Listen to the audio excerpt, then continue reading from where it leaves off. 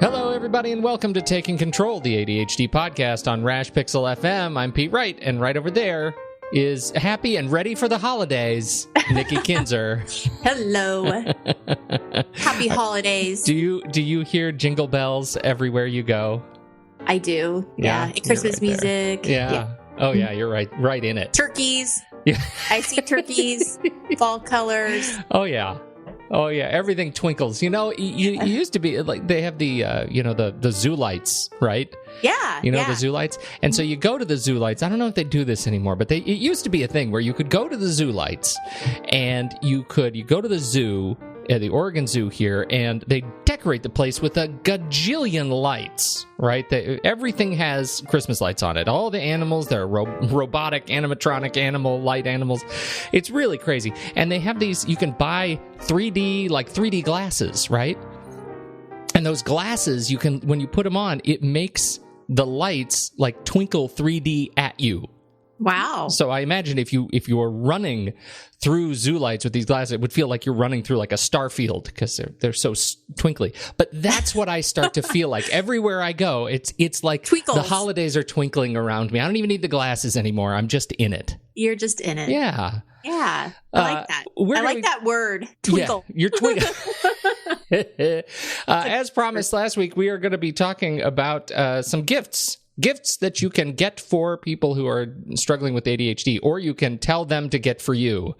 And mostly we're talking about concepts here, but I've got some recommendations that I'm pretty excited about. And mostly I've just built my gift list. That's how I went into this. This is what I want from everybody. That's awesome. Yes. But before we do that, head over to takecontroladhd.com, get to know us a little bit better, listen to the show right there on the website, or subscribe to the mailing list and make sure you get an alert every time a new episode goes out. Connect with us on Twitter or Facebook at takecontroladhd, and call us 503-664-4ADD. We'd love to hear your voice and get it on the show. All right. So are you all done with your shopping? Oh, gosh, no. Am I going to be helping you at all? Yes, you're going to be helping me a great deal. Oh, good. I'm very excited about that. Yeah. Well, and I also just wanted to add, because I don't know what you're going to say. So just going to throw that out there. Yeah, it's going to be a big surprise. But I just wanted to add that on the blog this week, I put together some ideas that are creative gifts that are not a lot of money, that they don't cost very much. So I want to throw that out there. Excellent. So I don't know what I don't know if you're going to be okay about $500 gifts or not. But well, I've got a range. Oh, you have a range. Good. Okay. Yeah, there's a range. Okay. So to start with, we talked last week about how much fun it is to get somebody's services, right? You get somebody's services where they can learn a little bit more about themselves. And I think if you are an introspective person who is dealing with ADHD, you are likely somewhere in the back of your mind, even if you're not focusing on it right now, there has been a time where you have hyper-focused on your condition and who you are and the philosophical state of you-ness. And that is why, yes, Eunice. You have great words today. It's that sleep deprivation is what that is. That's where the words are going to be coming out interestingly. So I was just reintroduced to this concept by my parents, of all people. They're getting older and they are thinking about their state of Eunice. And so they signed up for 23andMe. You know about this? I have no idea. I've never heard of it. So 23andMe, they send you a little cup, a little thing, and you swab your cheek, the inside of your cheek, and you send it off to them, and it's DNA genetic testing, right? So what they do... Where are you going with this? Okay. This is fantastic. This is actually really interesting because what you can learn about yourself is your DNA composition. You can find out exactly where you came from.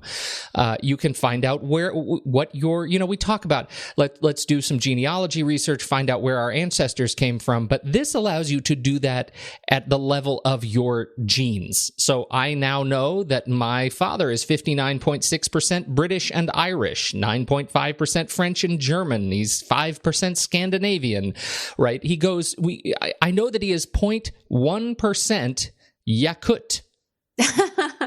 Wow. East Asian, yes. And so we get a level of detail about his genetic background and that we have not had, right? Do you also find out if is he wanted somewhere? It doesn't do a criminal background check at all, but it does let you say, what is your paternal and maternal line?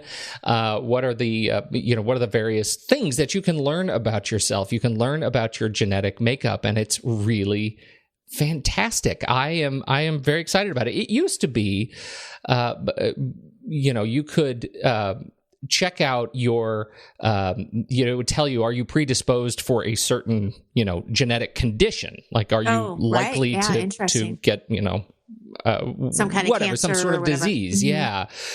And they don't do that. I think the FDA got involved and said, you can't just give people that stuff, because that's going to make people crazy. Right, if you start giving them that stuff. But it does give you some really interesting things, and you can attach it to a physician and have this data become part of your medical profile, and then a physician can tell you, hey, we need to talk about your health because these are some leading indicators that you may be interested to know about yourself. I'm very excited about this, and I think now that I know they don't just drop a bomb on you and say you are predisposed to this horrible thing, mm-hmm. because that would drive me. That's too much meanness. Right. Too much meanness. And Eunice. Eunice and meanness. Yes. And so I need services to be a little bit more gentle with me. Well, in this case, I think it's really good. You can get your raw genetic data. You can download your raw genetic data if you want to see all your genes.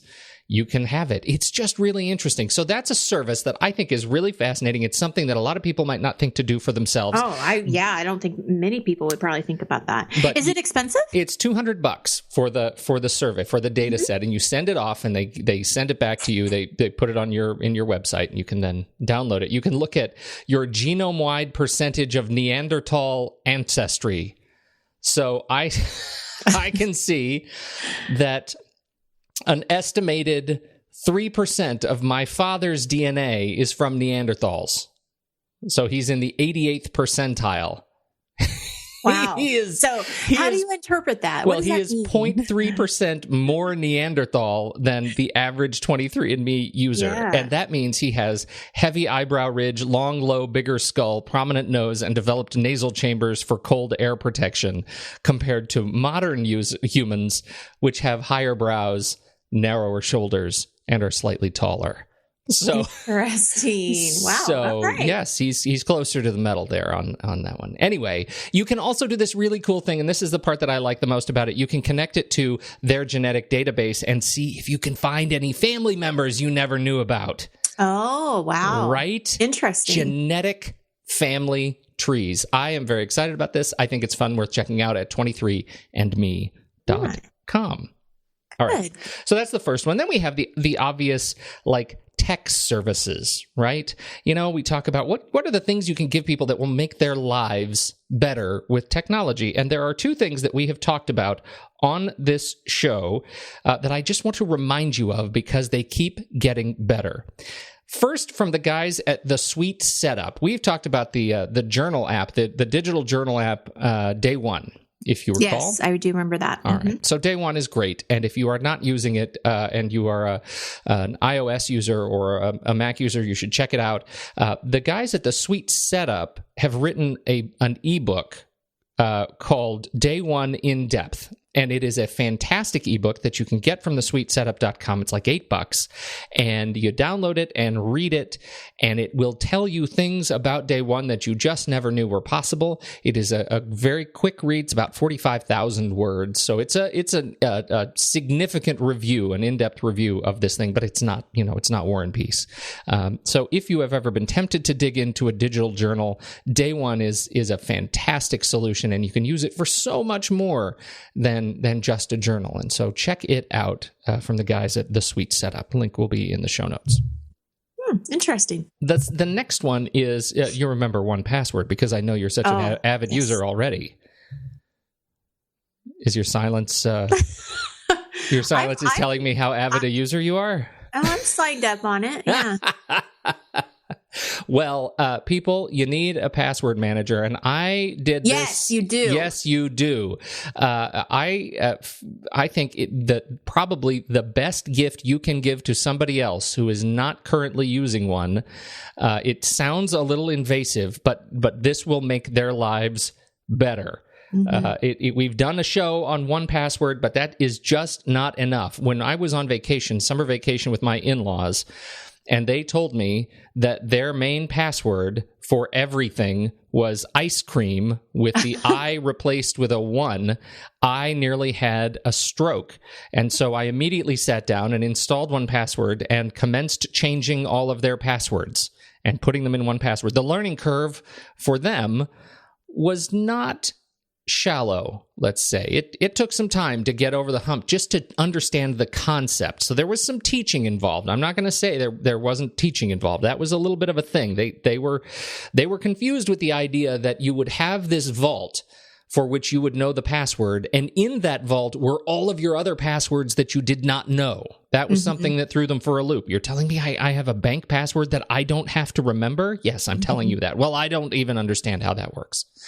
Well, we got over that, and it has made their lives better. I can tell you, it has genuinely changed the lives. I have genuinely changed the lives of 2 old people.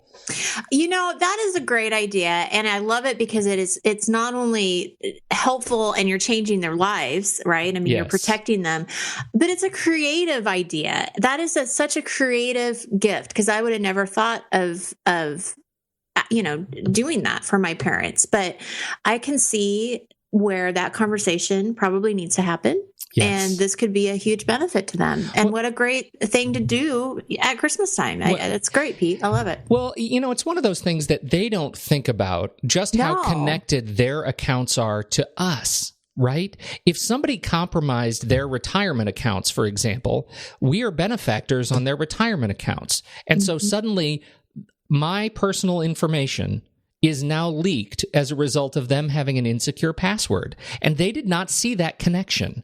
And so once they did, and they realized that I actually have a vested interest in them being able to use secure passwords and understanding how these things work and how to create complex passwords, it really changed the discussion. And they were much more interested in supporting us in helping them. So they are now more organized. They are more aware of their online identities, which is a huge benefit. And they're genuinely less stressed than they have ever been, because remembering passwords for credit cards and all those stuff, it made them batty. That's why they had one. They already had 1Password. It was just an unconscionably terrible password. Right. Yeah, so, that's great. Yeah. Love that. So 1Password, think about that. They have a new feature inside 1Password that was just released. It makes it very easy to have multiple vaults. All your passwords are stored in a single vault. And now you can have multiple vaults, and some vaults you can share with other people. So, you have a partner and you guys have shared accounts. You can share a vault with somebody else, so you both have passwords that are constantly updated and up to date. So it makes it super easy. In my case, I happen to have a lot of client passwords for services for other businesses. So I have a separate vault that allows me to keep all of my clients' passwords secure and safe and separate from my personal passwords. Very, very useful tool. So check out 1Password. But if 1Password isn't your jam, check out LastPass. It also works for Mac, Windows, and mobile devices. So those are 2 great options. All cool. Right. One more service, and it's one that's kind of new to me, but is not new to a lot of people. It's called Trello. Have you ever heard of Trello? No.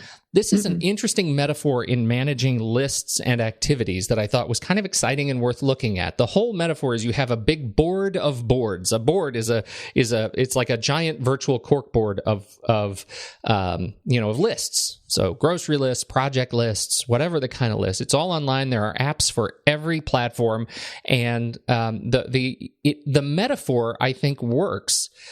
Because it is about as tactile an experience. I'm saying tactile in quotes, but it's as tactile an experience as I have seen for managing the work that you need to do, for like dragging boards around and entering and being able to see the whole of the work that you have to do.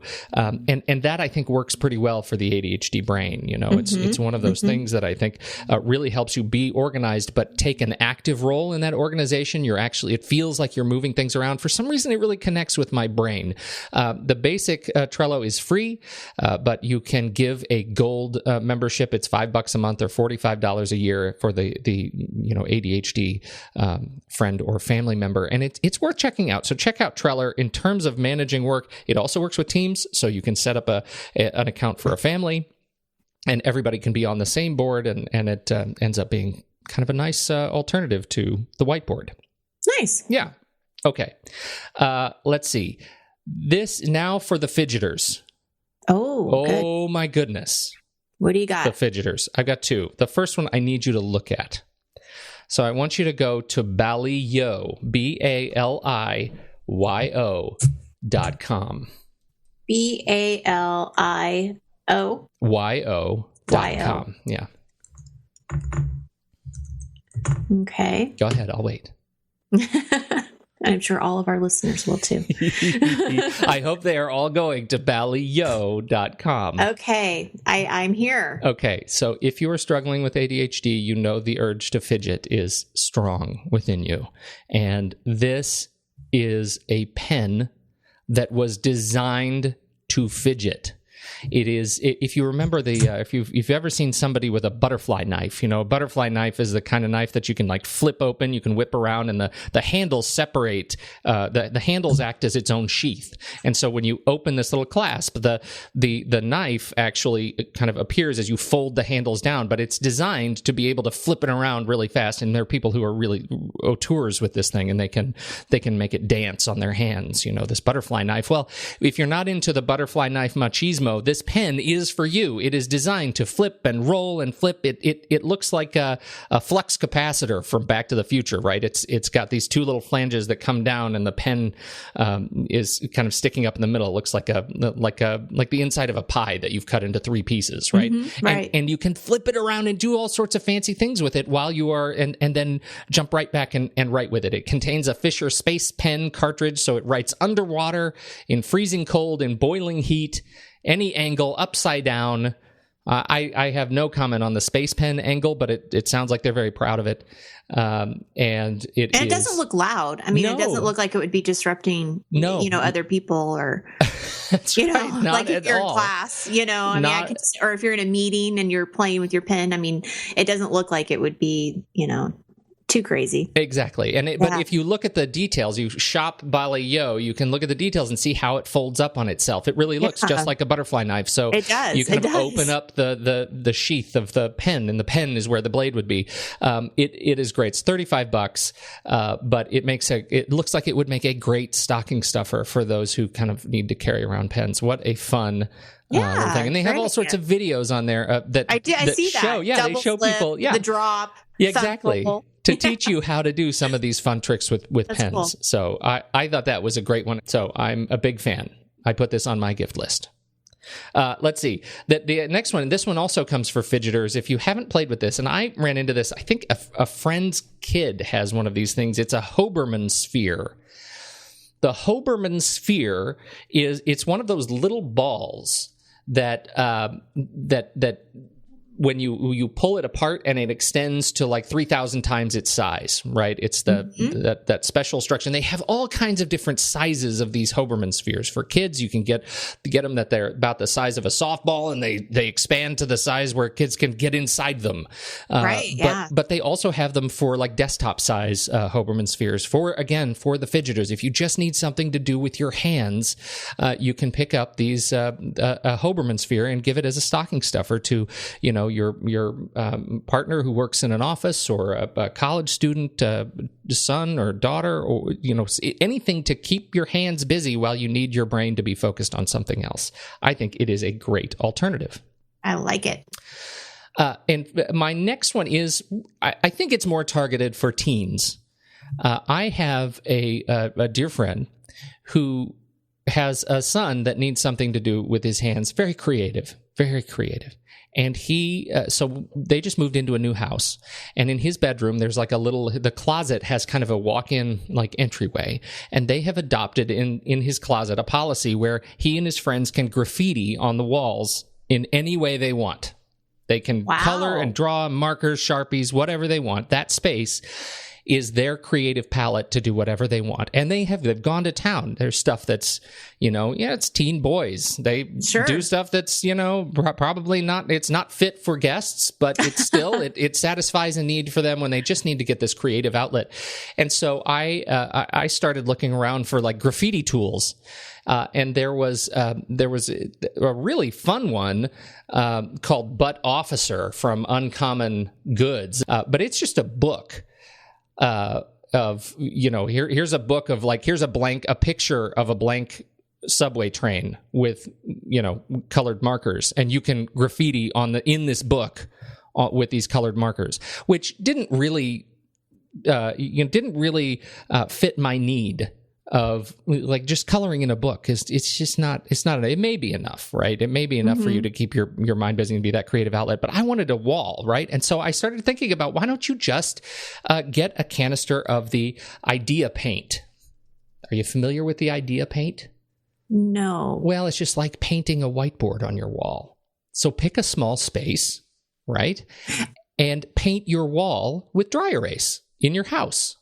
Okay. All right. Yeah. I think I know what you're talking about. Mm-hmm. Right? And so you can pick it up at ideapaint.com, and they have all sorts of great products and some magnetic paints, and you can literally get a kit that will allow you to paint a small space in your house. It's not a huge space. The paint is not terribly cheap. For 50 square feet, it's $255.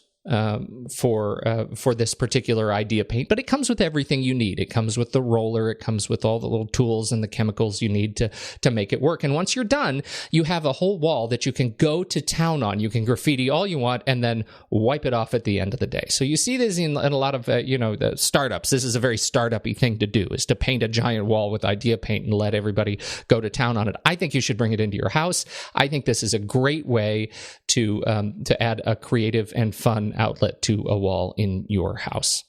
Well, very creative. And can you imagine the child or the teenager getting this? Oh my gosh. Yeah. They'll be so excited and surprised that mom and dad are letting them do that. Yes. So yeah, that's great. Yeah, I think it's super fun. It's a good idea.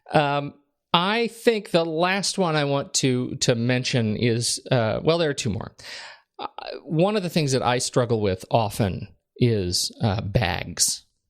Do you struggle with bags? Well, what do you mean? What do you mean by struggle? Well, I am always trying to find the right briefcase, the right, laptop bag, the right camera bag. Like, I just carry an assortment of things that are sometimes kind of complicated, and I'm fighting it, always fighting it.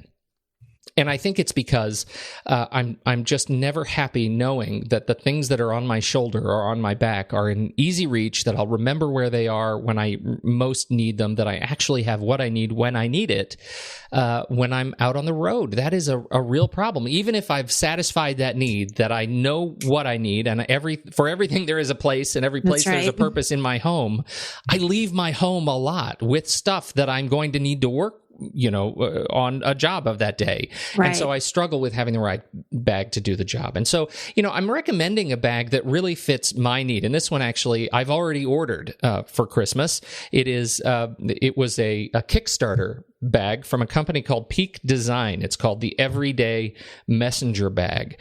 And it is a bag that, for me, I think fits the sort of complicated requirements of my shoulder carry, which is it has to be able to take my 15-inch laptop. It has to be able to take an assortment of cables. It has to be able to take my camera and one or two lenses. And those are requirements that many people don't have. But this bag also happens to be really versatile. It has some great hardware, a great shoulder strap, great latching mechanism. Like, it met all of the requirements in terms of pockets and storage space and overall size, that for me, I'm anticipating maybe the bag that I've been looking looking for all my life. It was designed by a photographer and somebody who struggles with ADHD. Oh, interesting. And so it was, it for me fit a very tight niche of requirements. So I mentioned this bag. It's $250, and I think for a nice quality shoulder bag, it's a bag that you're gonna have for a number of years, and it's gonna end up being kind of an intimate part of your wardrobe. It's a really good one. And so, but I mention it not because of this specific bag. Check it out if you like it. That's fine.